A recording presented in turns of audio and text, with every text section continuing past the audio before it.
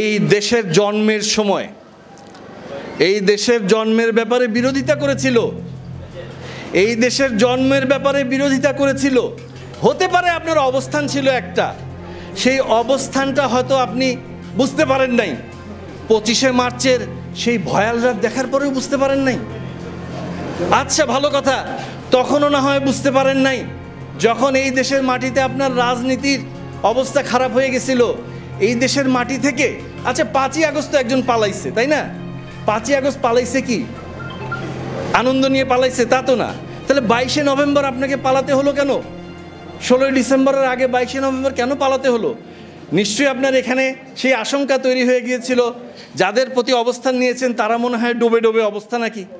তো সে কারণে যারা এই দেশের অবস্থানের বিপক্ষে দাঁড়িয়েছিল তাদের কিন্তু এখনও তওবা নসিব হয় নাই। হ্যাঁ, হতে পারে আপনি হয়তো স্পষ্ট বলতে পারছেন না।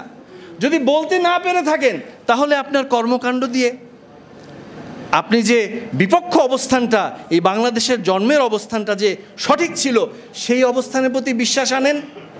আপনি যদি মুখে বলতে নাও পারেন, কর্মকাণ্ড দিয়ে সেটা প্রমাণ করেন।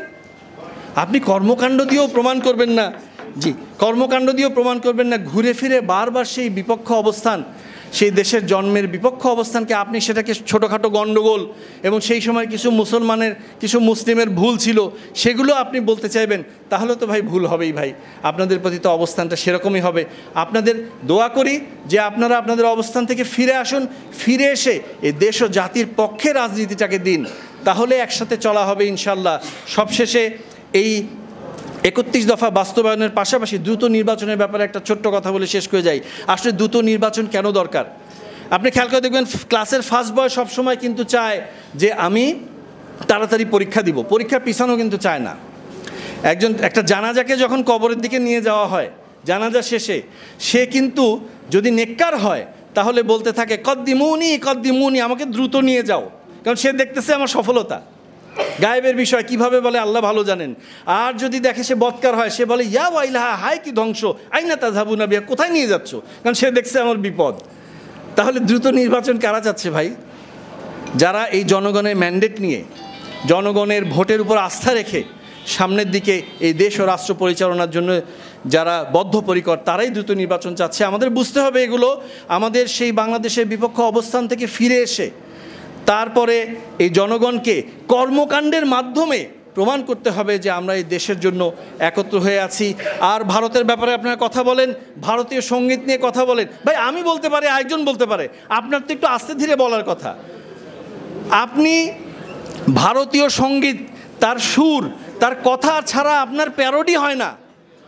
আপনার নেতা নেত্রীরা, আপনার শীর্ষস্থানীয় উলামারা আপনারা যখন হামনাদ করেন, ভারতীয় সঙ্গীতের প্যারোডি ছাড়া, যেটা আপনার কুমার শানুর একটা বিখ্যাত গান ছিল, আপনার কি ছিল, অমর শিল্পী তুমি কিশোর কুমার তোমাকে জানাই প্রণাম, এটা ছিল। এইটার প্যারোডি ছাড়া আপনার নেতা নেত্রীর প্রতি আপনার হামনাদ করা হয় না। অথচ আপনি ভারতীয় সঙ্গীতের কথা বলেন, ভারতীয় লেখা না কোন সুর এটা বলেন, আমরা বলতে পারি, আপনি কেন বলবেন? সেটাই বলছি ভাই।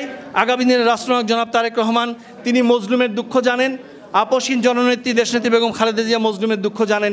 ইনশাল্লাহ এই বাংলার মাটিতে সমস্ত মজলুমের বিচার হবে ইনশাল্লাহ। তাদের যে উপর যে জুলুম হয়েছে সেই জুলুমের বিচার হবে ইনশাল্লাহ। সবাইকে ধন্যবাদ। শিলামাছি থাকবো রাজপথে, দেখা হবে বিজয়ের পথে ইনশাল্লাহ। সবাইকে ধন্যবাদ।